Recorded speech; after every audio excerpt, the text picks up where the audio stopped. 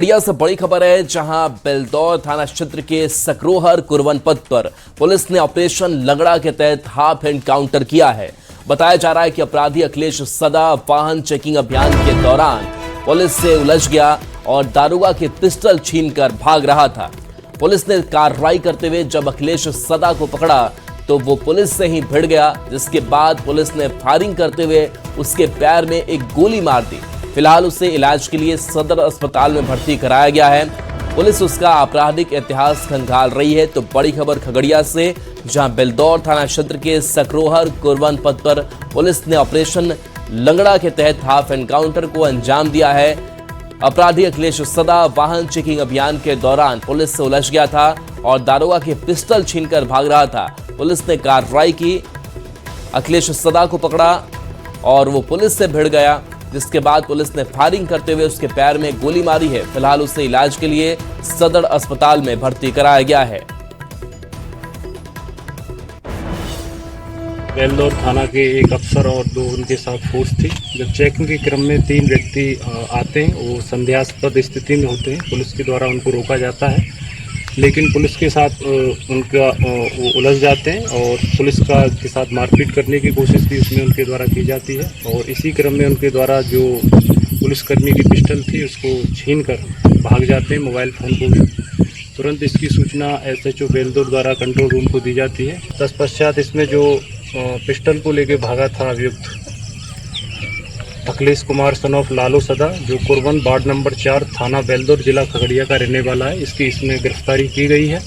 Pistol भी इसमें बरामद कर ली गई है। साथ ही साथ जो मोबाइल फोन को लेके भागा था उसको भी बरामद कर लिया गया है। खगड़िया के बेलदौर थाना क्षेत्र के जो सकरोहर और कुरवन पथ है, वहां पर पुलिस ने लंगड़ा अभियान चला करके एक अपराधी को पैर में गोली लगी है और हाफ इनकाउंटर एक तरह से कह सकते हैं ये किया गया है। बताया जा रहा है जिसको गोली लगी है वो अखिलेश सदा है और बेलदौर थाना क्षेत्र के जो कुरवन गांव है वहां पर पुलिस के द्वारा सघन वाहन चेकिंग अभियान चलाया जा रहा था। इसी दौरान बाइक पर 3 लोग सवार थे और पुलिस के द्वारा तीनों का जब जांच किया गया, उसके बाद तीनों लोग क्या किए कि पुलिस के साथ ही भिड़ गए। उसके बाद काफी देर तक दोनों में जो है सो झगड़ा झंझट हुआ। उसके बाद जो बता दे कि जो दरोगा था उसका पिस्टल जो है सो ये अखिलेश सदा जो बताया जा रहा है वो छीन करके वहां से भाग गया। उसके बाद जो पुलिसकर्मी है वो जो पुलिस कंट्रोल रूम है वहां पर सूचना देती है। उसके बाद एक अलग से टीम तैयार की जाती है और उसके बाद जो बताया जा रहा है कि जो अखिलेश सदा जो पुलिस का पिस्टल छीन के जो भागा था वो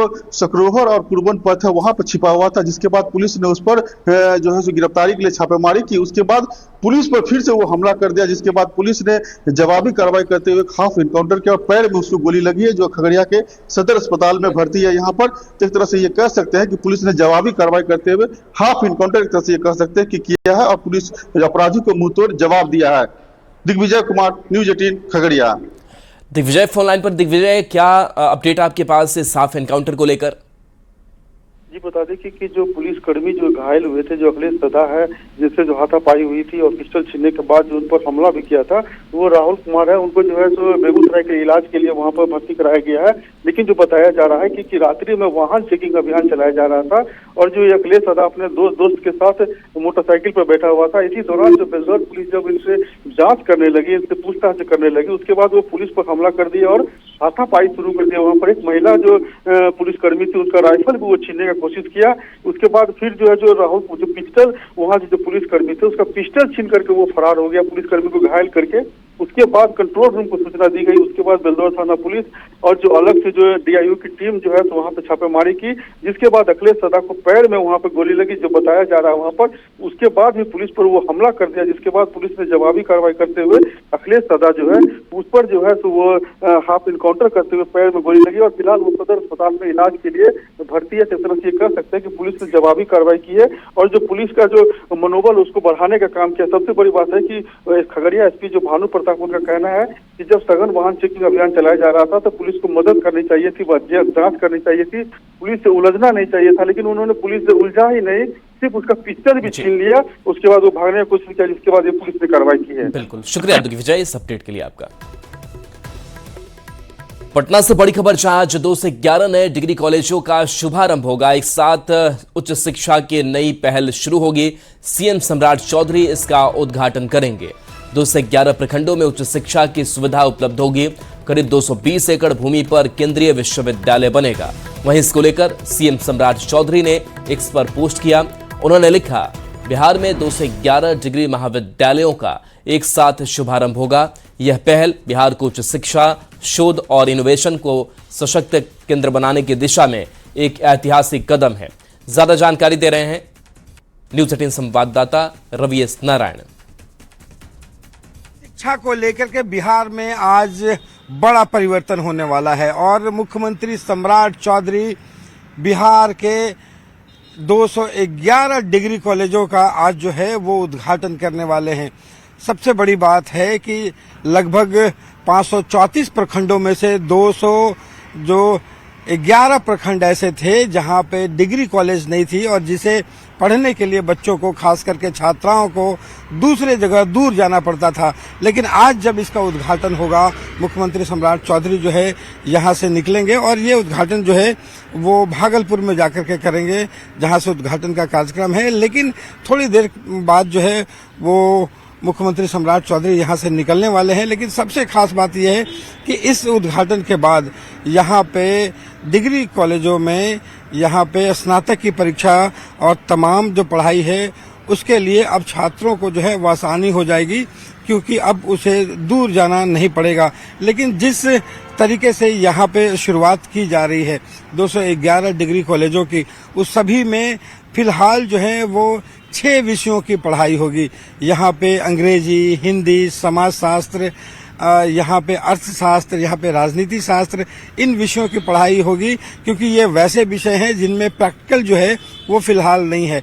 तो यहाँ के बाद दूसरे चरण में जो है इन सारे कॉलेजों में साइंस की भी पढ़ाई होनी शुरू होगी और जहाँ पे प्रैक्टिकल की परीक्षाएं होती हैं, प्रैक्टिकल का जो एग्जाम्स होता है, उन तमाम सुविधाएं जो है यहाँ पे मुहैया होगा। उसके बाद ये सारे 15 से 17 विषय जो हैं वो भी शुरू किए जाएंगे। लेकिन आज का दिन बड़ा है क्योंकि ये बिहार में उच्च शिक्षा को लेकर के एक बड़ा क्रांतिकारी परिवर्तन है, क्योंकि अब छात्रों को अपने ही ब्लॉक में, अपने ही प्रखंड में जो है वो स्नातक की पढ़ाई करने की जो सुविधा है वो मिल पाएगी। कैमरा पर्सन सुबोध के साथ रवि एस नारायण, न्यूज 18 पटना। भागलपुर में मुख्यमंत्री सम्राट चौधरी आज गोराडीह प्रखंड के काशील गांव में नवनिर्मित डिग्री कॉलेज का उद्घाटन करेंगे। सीएम इसी कार्यक्रम से 7 निश्चय योजना के तहत राज्य के 211 डिग्री कॉलेजों का भी लोकार्पण करेंगे। इसके अलावा मुख्यमंत्री 6 पिंक बसों को हरी झंडी दिखाकर रवाना करेंगे। मुख्यमंत्री के आगमन को लेकर प्रशासन ने सभी तैयारियां पूरी कर ली है। वहीं सीएम के प्रोग्राम को लेकर स्थानीय लोगों और छात्र छात्राओं में काफी उत्साह है।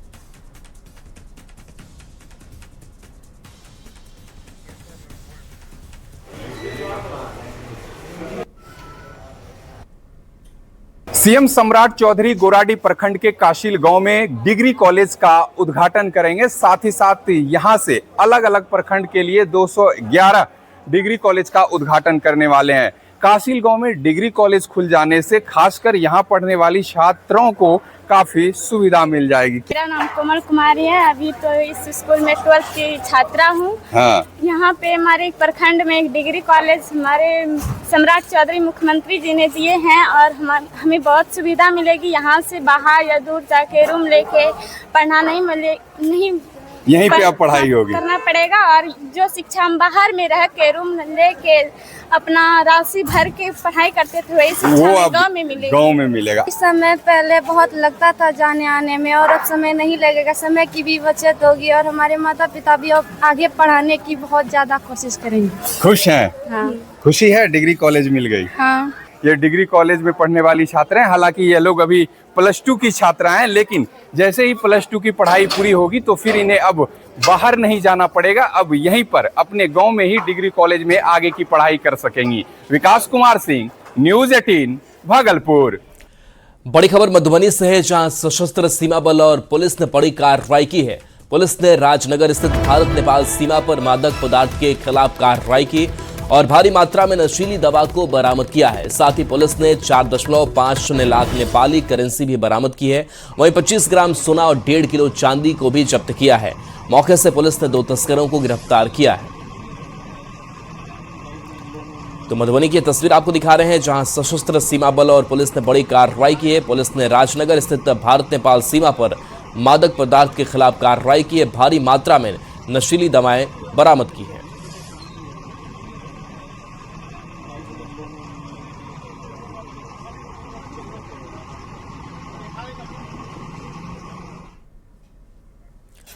खबर बगहा से है, जहां नेपाल में लगातार हो रही बारिश का असर अब गंडक नदी पर देखने को मिल रहा है। वाल्मीकिनगर गंडक बराज से फिलहाल करीब 2 लाख क्यूसेक पानी छोड़ा जा रहा है। हालांकि गंडक नदी का जलस्तर अभी स्थिर बना हुआ है, लेकिन संभावित बाढ़ के खतरे को देखते हुए जल संसाधन विभाग पूरी तरह अलर्ट पर है। बराज के सभी फाटकों की लगातार निगरानी की जा रही है। वहीं तटबंधों पर अभियंताओं और कर्मियों की तैनाती बढ़ा दी गई है। तो ये तस्वीर जहां बराज से 2 लाख क्यूसेक पानी छोड़ा गया है। नेपाल की बारिश और इस बारिश की वजह से जो गंडक नदी का जलस्तर है वो लगातार बढ़ रहा है और ऐसे में प्रशासन की भी नज़र है। हालांकि स्थिति अभी ठीक ठाक बताई जा रही है, लेकिन नज़र लगातार बनी हुई है।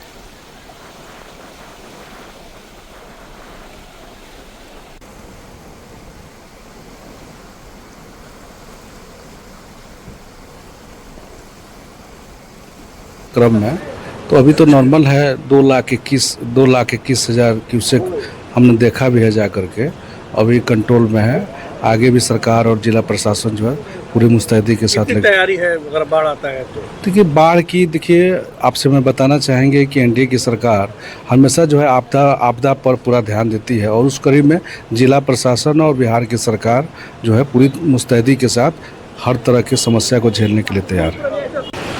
गंडक नदी के जलस्तर में उतार चढ़ाव जारी है और फिलहाल वाल्मीकिनगर गंडक बराज से गंडक नदी में 2 लाख क्यूसेक पानी का डिस्चार्ज हो रहा है। तो हम सीधे तौर पर आपको वाल्मीकिनगर गंडक बराज की तस्वीरें दिखा रहे हैं, जहां आप देख पा रहे हैं किस तरह से गंडक नदी उफना चुकी है और फिलहाल वाल्मीकिनगर गंडक बराज पर सतर्कता बरती जा रही है। और जिस तरह से लगातार गंडक नदी के जलस्तर में पिछले 2 दिनों से बढ़ोतरी दर्ज की जा रही थी, इसमें थोड़ी राहत जरूर मिली है। जो बढ़ते जलस्तर के बाद जो रिकॉर्ड सामने आया है वो फिलहाल 12 घंटे से नदी का जलस्तर स्थिर है और फिलहाल 2 लाख क्यूसेक पानी का ही डिस्चार्ज डाउन स्ट्रीम में किया जा रहा है।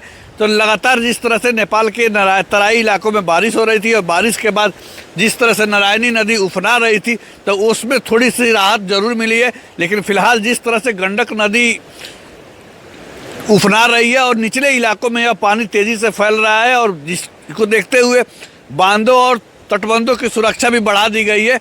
हालांकि जिला प्रशासन ने निचले इलाकों में रहने वाले लोगों को सचेत जरूर कर दिया है और सभी सीओ और बीडीओ को निर्देश जारी किया गया है कि निचले इलाकों पर नज़र रखें। वहीं जल संसाधन विभाग की ओर से बांधों और तटबंधों की सुरक्षा भी जरूर बढ़ा दी गई है। तो फिलहाल वाल्मीकिनगर गंडक बराज पर जलस्तर स्थिर है और नेपाल में बारिश रुकने के बाद स्थिति सामान्य होता जरूर दिख रहा है। मुन्ना राज, न्यूज़ 18, वाल्मीकिनगर। वहीं गोपालगंज में भी गंडक नदी का जलस्तर बढ़ने लगा है। नेपाल में लगातार हो रही बारिश के बाद जल संसाधन विभाग पूरी तरह से अलर्ट हो गया है। जिले के पथरा तटबंध समेत संवेदनशील इलाकों की लगातार निगरानी की जा रही है और मानव बल की अतिरिक्त तैनाती की गई है। डीएम ने बताया कि वाल्मीकिनगर बराज से 2 लाख क्यूसेक से अधिक पानी छोड़ा गया है, जो करीब 30 घंटे में गोपालगंज पहुंचेगा। निचले इलाकों में पानी फैलने की आशंका को देखते हुए लोगों को सतर्क रहने की सलाह दी गई है।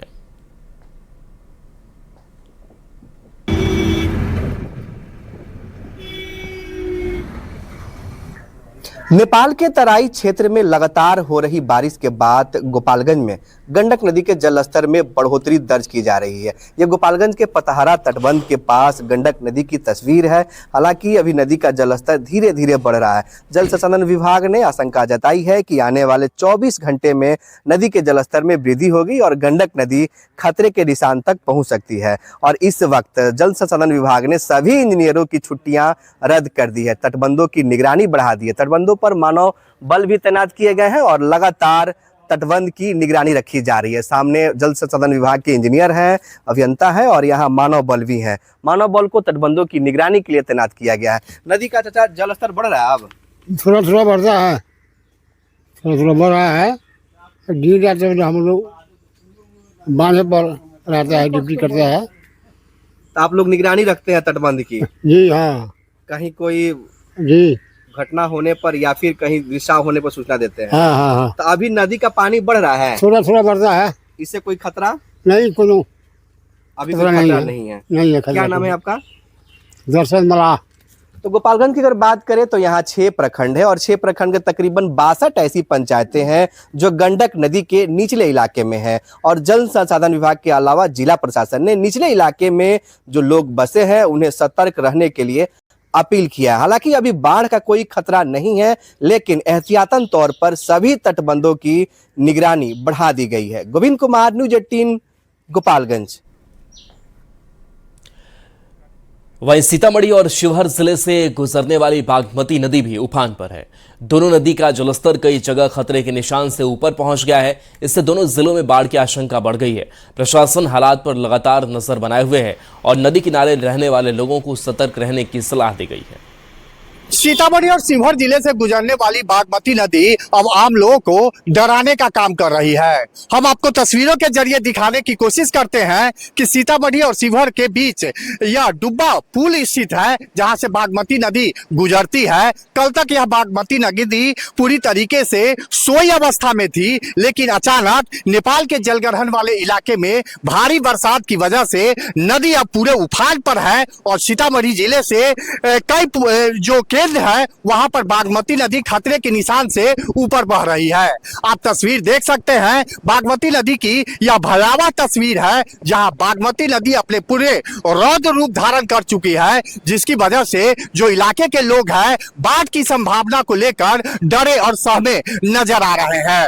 यही बागमती नदी है जो वर्ष 2024 में भारी पैमाने पर सीतामढ़ी और शिवहर जिले में तबाही का मंजर कायम कर दिया था और 4 जगहों पर तटबंध पूरी तरीके से धराशायी हो गई थी और भारी पैमाने पर जान माल की क्षति हुई थी। तो तस्वीर आप देख सकते हैं, सीतामढ़ी और शिवहर जिले से गुजरने वाली बागमती नदी पूरे उफान पर है और बागमती नदी अब लोगों को डराने का काम कर रही है क्योंकि बाढ़ की संभावना अब प्रबल हो गई है और बागमती नदी पूरे रौद्र रूप में है।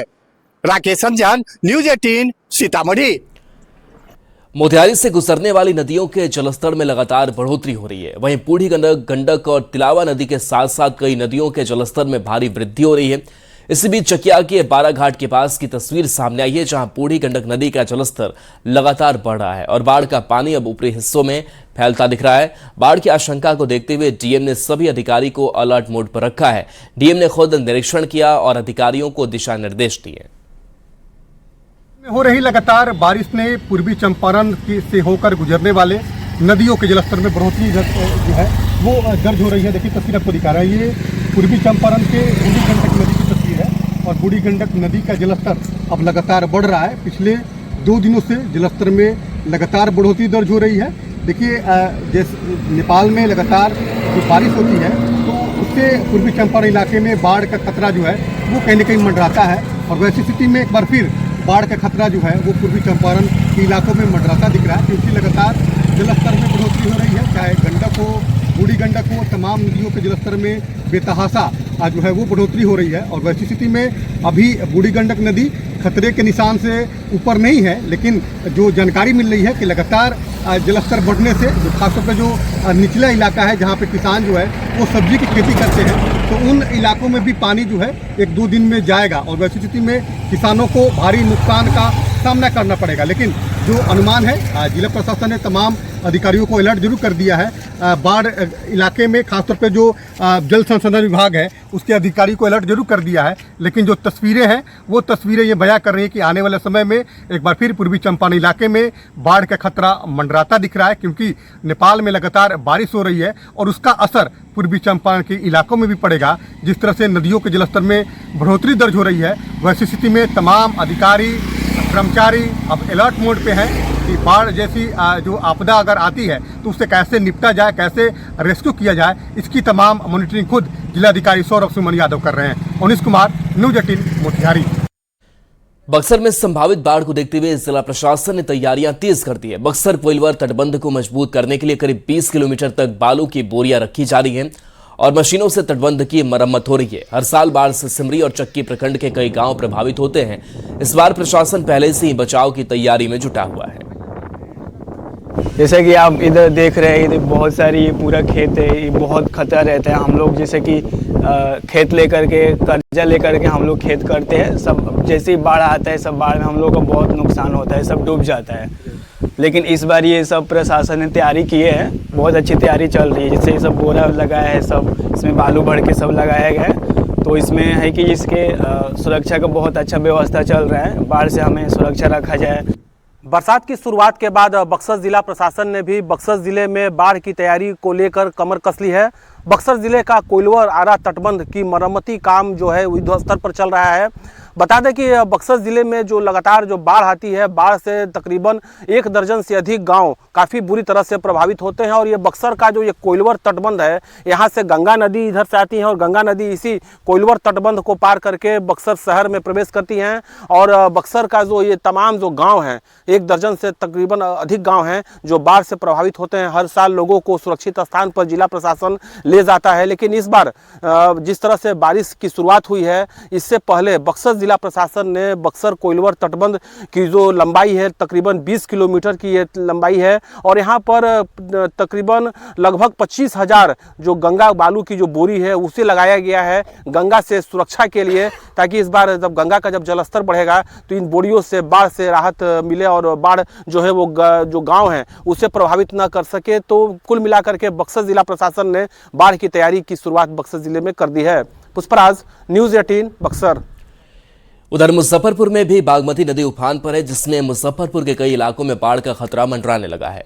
नदी के किनारे निचले हिस्सों में रहने वाले लोगों के घरों में भी अचानक बाढ़ का पानी घुस गया, जिससे लोगों के में दहशत का माहौल है। लोग आनन फानन में घर से निकलकर ऊंचे स्थानों पर आ गए हैं और इस संभावित बाढ़ को देखते हुए जिला प्रशासन भी अलर्ट मोड पर है।